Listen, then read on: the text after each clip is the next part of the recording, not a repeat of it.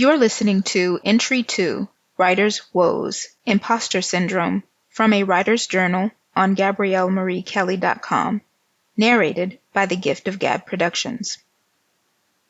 I've always been drawn to words, whether it was the rush of excitement from scribbling in a notebook as a child, or the satisfaction of piecing together an essay in school. Writing has always felt like a natural home to me. Yet it took me years to claim that identity, to say with any conviction, I am a writer. There's something about that label, isn't there? The moment you say it aloud or even in your own mind, the weight of it falls heavily upon you. It's not just about putting words on a page, it's about owning the process, the craft, and the vulnerability that comes with it. Writing isn't merely about skill or practice, it's about courage. It's about finding the strength to sit with yourself, to listen to your thoughts and let them spill out, raw and untamed. But perhaps the hardest part of all is the courage to claim it as your own, and to share this part of yourself with others. Stephen King, in his memoir, On Writing, says something that resonates deeply with me. The scariest moment is always just before you start. I remember the first time I sat down to write with the intention of being a writer. It felt as though I was standing on the edge of a cliff, and the only way forward was to leap into the unknown. The self-doubt crept in almost instantly. Was I good enough? Was this a reasonable endeavor for the likes of me? Was I allowed to call myself a writer, or would that be an act of arrogance and insult to those who had truly earned the title? It's a feeling that many writers experience, that persistent voice of self-doubt, the one that whispers that you don't belong, that your words aren't important enough, your stories aren't meaningful enough. This voice is the embodiment of imposter syndrome, that cruel, nagging belief that no matter how much you write or how much you learn, you're still pretending. You're still an outsider, looking in. Rick Rubin, in The Creative Act, A Way of Being, describes the act of creation as a conversation with the universe. Yet, in this conversation, the ego constantly gets in the way. That internal critic keeps interrupting, trying to convince you that you're not qualified to speak, not worthy of participating in the grand dialogue.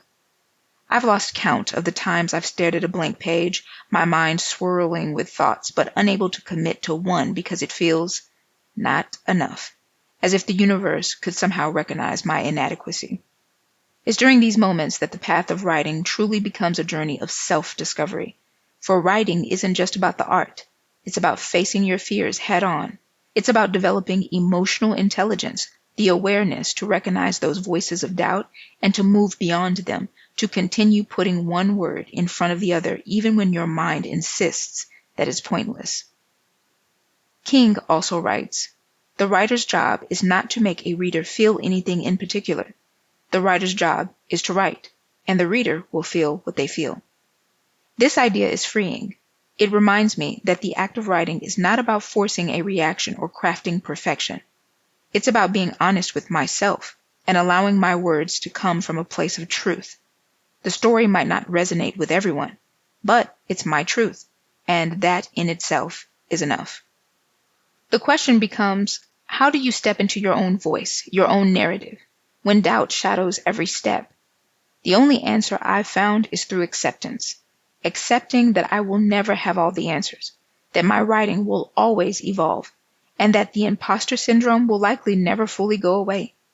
It's a constant battle with the self, but I've come to realize that it's this very struggle that makes writing such an intimate act, one that is intrinsically tied to who I am and what I believe. So I write, and I claim the title of writer, not because I'm perfect, but because I'm willing to show up day after day, to face the blank page, and to share pieces of my soul. I write because, as Rubin says, the creative act requires not only a deep understanding of the self, but also an openness to experience. It's the openness to vulnerability, to the messiness of it all, that truly makes a writer. And maybe that's the point. Writing isn't about being perfect, or even about being good enough. It's about the act itself, about being brave enough to say, "This is me," and letting the words flow as they will. Discussion. How do you combat imposter syndrome in your own creative work? I'd love to hear your thoughts in the comments.